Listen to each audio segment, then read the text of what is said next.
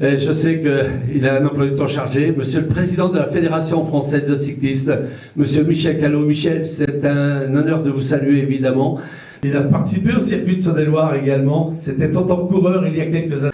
Et saluer Bruno Chénion, le président également donc de Creusot Cyclistes, cheville ouvrière. Et je salue tous les membres de Creusot Cyclistes.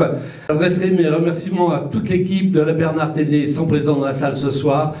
Et puis je m'adresse également à un bon nombre d'entre vous qui allaient être ce soir présents, mais qui allaient être également signaleurs, bénévoles. C'est plus de 320 bénévoles que je voudrais saluer ce soir, parce qu'ils vont faire un travail merveilleux. Mes amis motards, également civils. Merci à tous les motards, ils seront plus de 30. Il y a la gendarmerie nationale également, et je salue évidemment la gendarmerie nationale, et puis le major qui sont avec nous. Je salue évidemment le colonel Lukic, je salue le chef d'escadron Milo, et puis le chef d'escadron Cornet également, à qui j'ai eu affaire d'une façon merveilleuse de compréhension. Mais c'est évidemment 108 autorisations qu'il faut avoir. Monsieur René Grillot, coordinateur général Parcours Sécurité. Et j'ai demandé à Jackie Perrault, qui s'appelle Jackie Pinel également, mon ami Jackie Perrault, viens nous rejoindre. Jackie, s'il te plaît. Voilà, parce que Jackie, c'est la Bernard Thévenet, mais c'est aussi celui qui donne un sérieux coup de main à toute son équipe. Je vais inviter celui qui est également le coordinateur, le chef du protocole du côté de la presse, René Dupéré, coordinateur de relations publiques. René Dupéré, souvenez-vous, le Tour du Charolais, c'est lui évidemment qui a mis sur pied, je salue évidemment le club de Charolles. On va accueillir Bruno Chénion qui sera le directeur de course, la direction de course, président évidemment de la course. Je salue Alain Pradier, je vous dis Alain Pradier qui sur une petite intervention chirurgicale demain, donc qui s'est excusé. Monsieur Daniel Isaac, pendant des années, 9 années, il a remis les maillots, et c'est 15 Tours de France à son actif. C'est monsieur Claude Repérant, référent du contrôle médical, un garçon qui va être à leur côté, Gary Griot. Gary, toujours cycliste, mais Gary va nous rejoindre parce que c'est lui qui sera avec eux pour faire la liaison lorsqu'il faudra aller chercher les coureurs au protocole. Eh bien, ils seront là. Voilà, mesdames, messieurs, c'est évidemment le comité d'organisation, et on n'est pas seul. Merveilleuse. Tout au long de ce circuit, vous voyez que le circuit, c'est pas une personne, mais c'est une équipe d'organisation que nous avons le plaisir d'accueillir. Josiane Bosch, championne du monde. Elle fut 2 fois championne de France sur la piste, 2 fois vice-championne de France.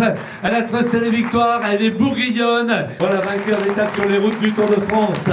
Sur les routes de Paris-Nice, il s'est imposé sur les routes du Dauphiné, bien évidemment. Et moi, je l'ai connu, il était vainqueur surtout d'une route de France chez les amateurs. Et devinez qui était deuxième? Un certain Bernard Hinault qui se demandait qui l'avait devancé. Monsieur Michel Laurent, que je vous propose de saluer. Vainqueur du combiné cette même année, c'était en 87.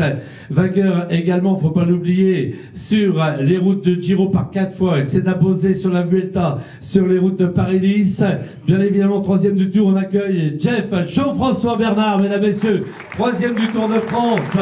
Il a vaincu en Italie, en Espagne, sur les routes du Tour. Jean-François Bernard. Nous allons accueillir celui qui fut évidemment double vainqueur du Dauphiné, double vainqueur du Tour. Il était champion de France 14 jours jaune. Monsieur Bernard Thévenet est avec nous. Bernard Thévenet. Et il y a un monsieur qui ne connaissait rien au vélo. Il m'a dit, moi j'y connais strictement rien au vélo. Mais il a été formé là dans ce berceau parodien. Vous l'entendez le mercredi avec tout son savoir, sa gouaille. Évidemment, il fait vivre notre territoire, il fait vivre la Saône-et-Loire. L'agriculteur, comme il disait, l'agriculteur de Saône-et-Loire, Didier Giraud nous a rejoint. Voilà, la vie d'Alain Marchal et d'Olivier Truchot. Didier, c'est un bonheur de te saluer ce soir. Voilà. Il y a quelques années de cela, Michel Laurent était passé pro, Bernard aussi.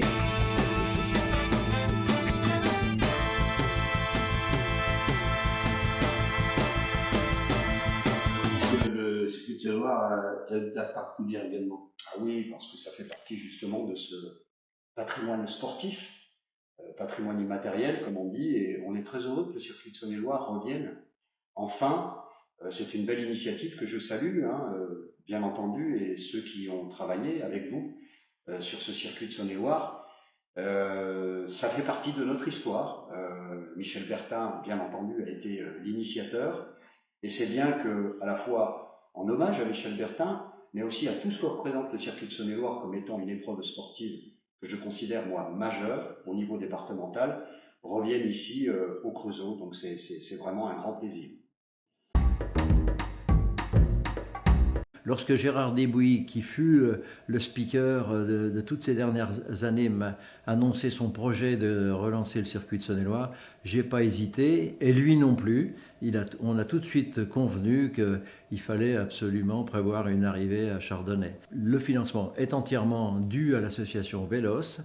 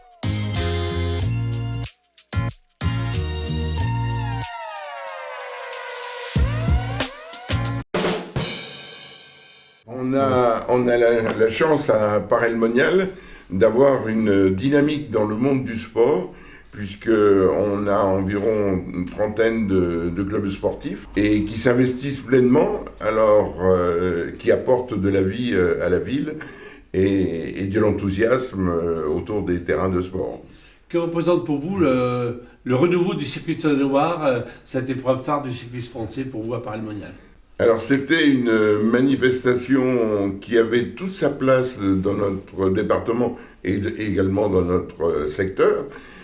Un peu tristouné qu'elle ait disparu, mais ça, avec le départ de M. Bertin, fait que ça a un petit peu été en sommeil. Et je suis très heureux que ça reparte dans notre région et que le départ sera une des étapes à Paray-le-Monial.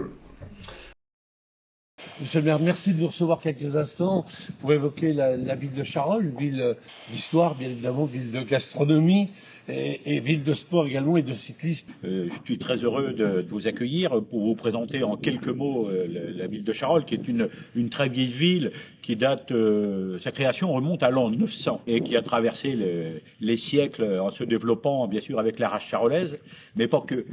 C'est aussi une terre de sport avec de nombreux sportifs et toutes disciplines confondues.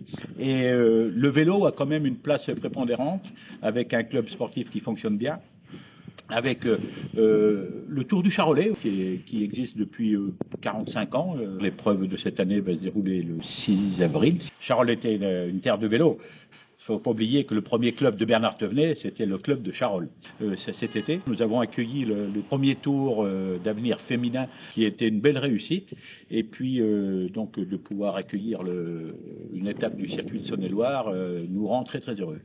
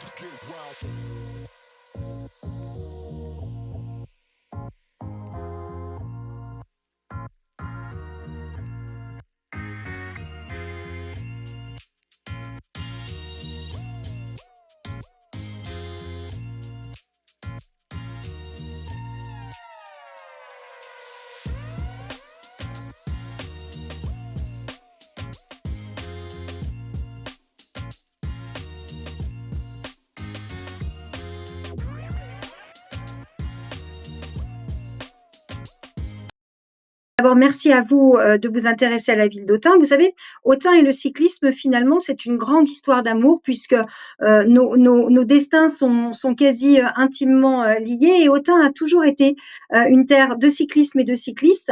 Nous sommes particulièrement attachés à ce sport que l'on dit finalement populaire dans le bon sens du terme parce que c'est toujours un événement que de recevoir une course cycliste. Et Autun a toujours eu à cœur d'organiser de grands moments, de grands rendez-vous cyclistes. On a accueilli par le passé 2 fois le Tour de France, en 1998 et en 2007, le Tour de l'Avenir également, le Tour de France féminin. Et puis, de par nos associations plus locales, nous avons organisé un certain nombre également de courses cyclistes. On a finalement un territoire qui se prête énormément au cyclisme, sous toutes ses formes d'ailleurs. Donc, c'est la raison pour laquelle ça nous paraissait évidemment tellement normal d'accueillir le circuit de Saône-et-Loire.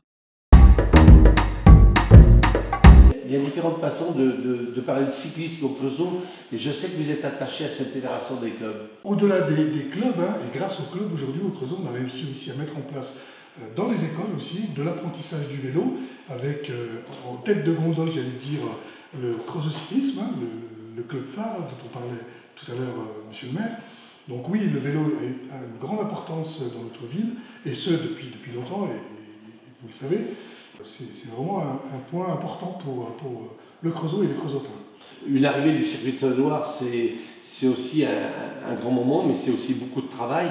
Et je crois qu'il faut saluer vos services à la fois administratifs et services techniques qui seront également à nos côtés. Oui, effectivement, il y a une vraie culture dans les services techniques comme dans les services administratifs sur l'ensemble des événements qui sont organisés ou demandés par les fédérations.